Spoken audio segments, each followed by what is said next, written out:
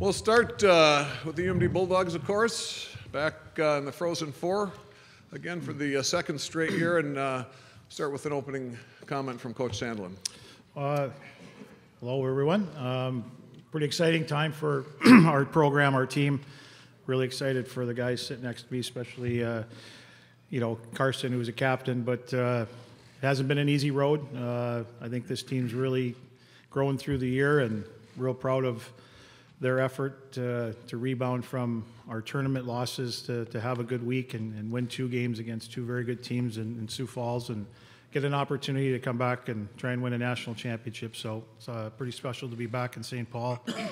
Obviously, 11 was a good year for us, winning it here. But it's just nice, and we feel pretty fortunate to be in the position to be back here playing and having an opportunity to do that again.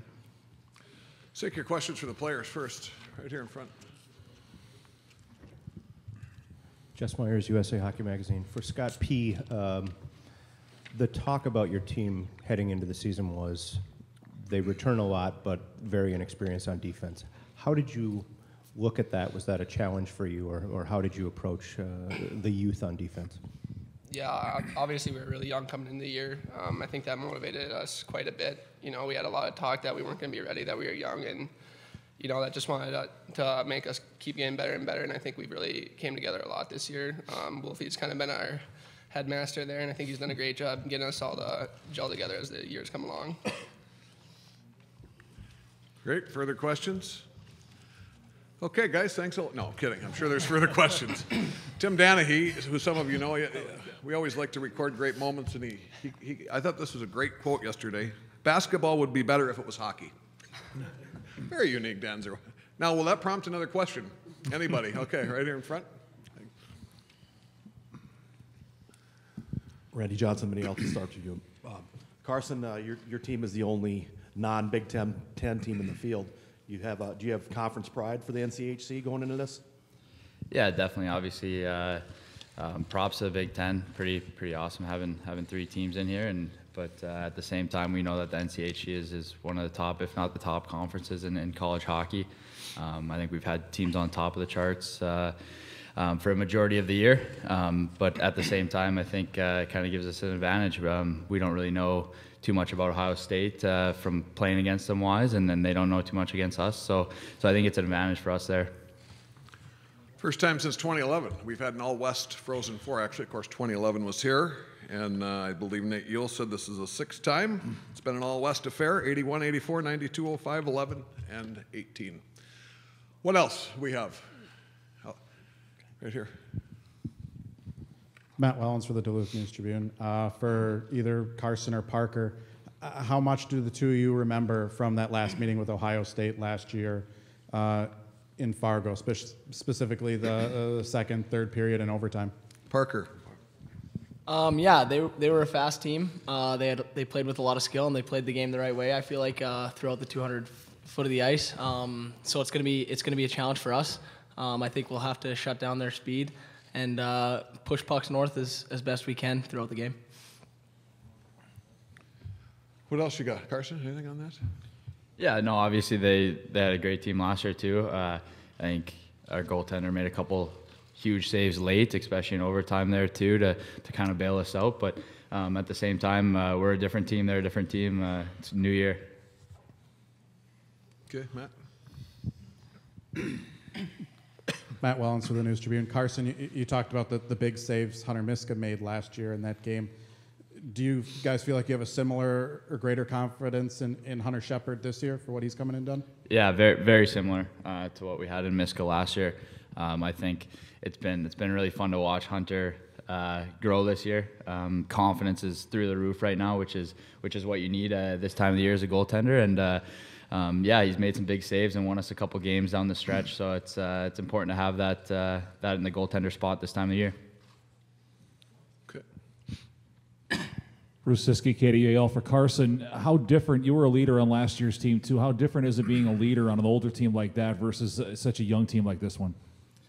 Yeah, it was different. Last year we had a pretty great senior group, a lot of core guys that have kind of been around the block, and this year I knew it was going to be different. So as much as it was a learning year for our younger guys, especially our freshmen, I think it was kind of a learning year for me as well. Learned a lot of things about how to push some buttons and motivate guys in different ways, and couldn't be prouder about the freshman class. Just watching them grow throughout the year, and then obviously stepping up into big roles. Awesome. Over here, guys.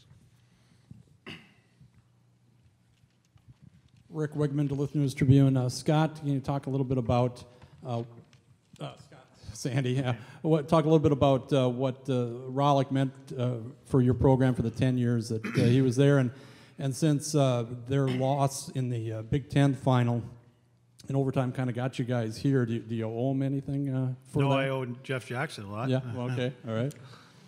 A couple beers in Florida will probably work. There's about 5 other teams I could say the same thing for. No, Steve was great. I mean, we built a relationship when we were assistant coaches. When I took over at Duluth, I knew, he's from Minnesota.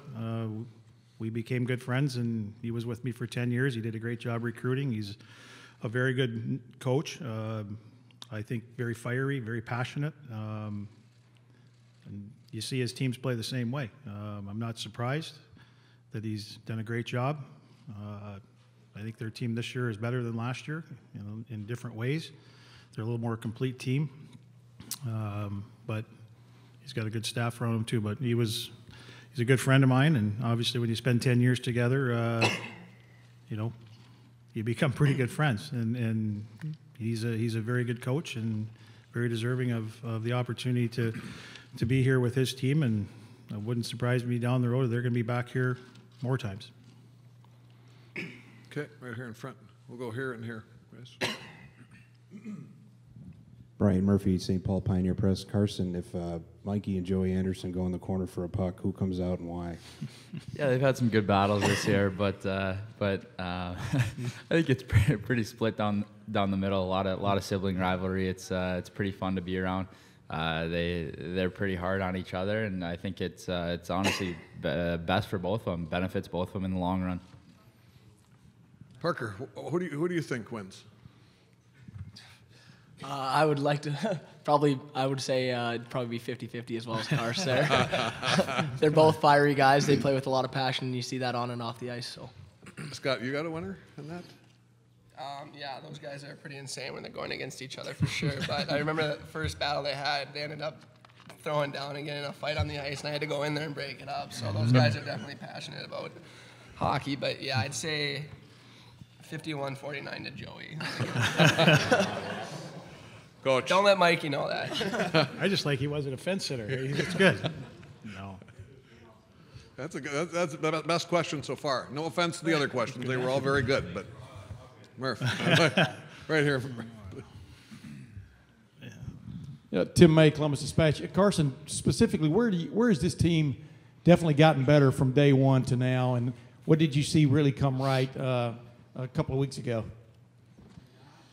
Yeah, I think obviously every week we've kind of been trying to take steps. It's kind of been our goal since day one is kind of play like this, and I think we were doing that up until obviously the NCHC weekend here in this barn, where we kind of took a few steps backwards. But at the same time, it was a learning experience for us. A lot of guys hadn't been in games of that magnitude before, where it's playoff hockey, and now that we are here, it's kind of it's obviously one and done. So I think that was a good learning lessons for us.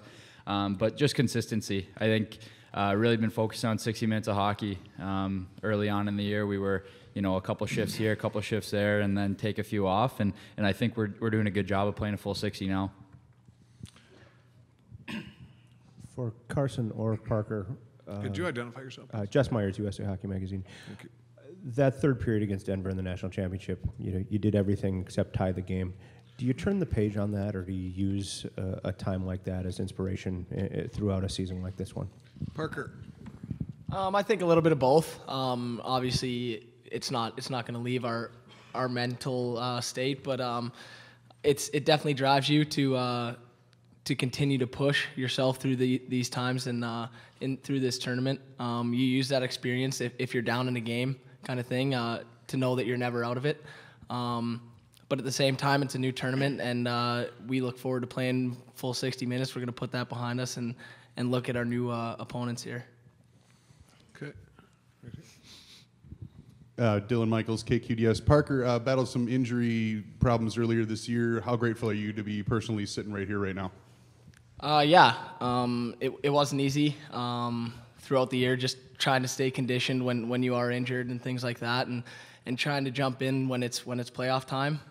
The pace jumps up, the game's magnitude, and so it is tough a bit, but kudos to the guys for battling and putting ourselves in a good spot throughout the playoffs. Jesse Pierce, NHL.com. Scotty P., how have you seen your game really develop this season, especially the second half of the season? I think my confidence has gone up. That's definitely has a big part with the guys up here for sure. The captains are always helping you, being positive, and my D partner Wolfie, he gets on me sometimes, but it's in good nature, and he always tries to help me as best he can too. So I think, the team we have, no matter what you're doing, they're always going to be supporting you no matter what. If you make a mistake, they're going to say get over it. So I think just my confidence overall, and that's just a huge, big part from my team. Good. Over here, Jimmy. Thank you. Jim Conley from U.S. College Hockey Online. Coach Scott, can you maybe look through this season and see if maybe identify some milestone games or weekends where you maybe knew that this was a special team? Well, I think what we had one for sure was, the game against Omaha before break. We had a 7-5 shootout game with them on Friday and challenged our guys to kind of get after it a little bit better, and we ended up winning 6-2 before the break, and that was good. And obviously we knew we were losing 5 guys, and I think the tournament out at the Ledyard Classic was a real good step for us. Even though our whole team wasn't there, I thought, the guys that we put in, kind of like when we went through November with injuries, they were a little bit used to it, but they really relished that. And I think just coming out of there with a win and a tie and winning in a shootout and just having that feeling moving forward, I think really kind of gave us a springboard into the second half. And the guys that came back had more confidence from the World Juniors, and we got healthier and kind of had a real good, I won't say a real more consistent second half. We won 6 or 7 games in a row, and when you start doing that, obviously you start to build that even more confidence. And I think those kind of areas right in December there was a critical area, because we were, even though we won that game, we were still on the bottom of the league. But that was a big win for us heading into break mentally, and then to come out of it and have a good tournament and follow that up. I think those were 2 critical times for us. UMD and Ohio State, of course, a brand new semifinal matchup. We've never had that matchup in the Frozen Four in the back. Oscar Rush, UMDBulldogs.com. Karson, the Bulldogs' last 9 games have all been decided by 1 goal. What do you guys have to do to get that cushion and keep that cushion? Yeah, I think it goes back to playing a complete game. Seen a lot of crazy things, obviously, in the Frozen Four in the past couple of years too, where teams are up by a couple goals and they get scored on late and then tied back up and end up losing the game. So I think just sticking with it, whether we get up or down, it's just a matter of sticking with it all the way through. Obviously, saw it in Sioux Falls a couple weekends ago where we got down 2 pretty early and then stuck with the program. Ended up coming back and winning that game. So I think that's what it comes down to. Coach, you look pretty good for all those 1-goal games in a row. It's not what my barber says. Right here in front, Jess. Jess Myers, USA Hockey Magazine. Coach Scott, WCHA playoff championship here, national championship here. Watching your son win a state title in this building, which is the greatest thrill for you? Oh, well, I mean, the national championship for me, and when you do something for the first time, it's in program history, it's special. I would probably say real close to that is watching I actually didn't see the second state championship. I saw the first state championship, so I'll put that right underneath there. But not to be selfish, but it was pretty special for our program to do that here. 6th Frozen Four for UMD, 1 national title. Of course, 4 of those 6 under Coach Sandlin. Over here, guys. Tim Mike Columbus Dispatch again. Coach, when you watch Ohio State on video, what's different about them now compared to a year ago when y'all played them? And obviously they seem to have gotten, I don't know, for want of another word, tighter defensively, and from there on out. I mean, they have this five-man connected kind of approach. But what do you see this a little bit different from a year ago? I think you answered it. I think they're a much better defensive team this year. I think last year maybe a little bit looser defensively. So their system, what they've employed has worked. I mean, you look at they're barely giving up just over 2 goals a game. Their penalty killing is good, number one. So I think they've always been good offensively, and they are still, just like they were last year. But I think just tighter defensively, and you know, those guys play a little bit more complete game on both sides of the puck. Anything further for the players? You guys got what you need? All right. Oh, guys, you can stay if you want. You can also go. We'll finish up with any further questions with Coach Sandlin. If you want to hang out and let's see what he has to say about you, feel free. Anything further for Coach Sandlin? Let's turn the back.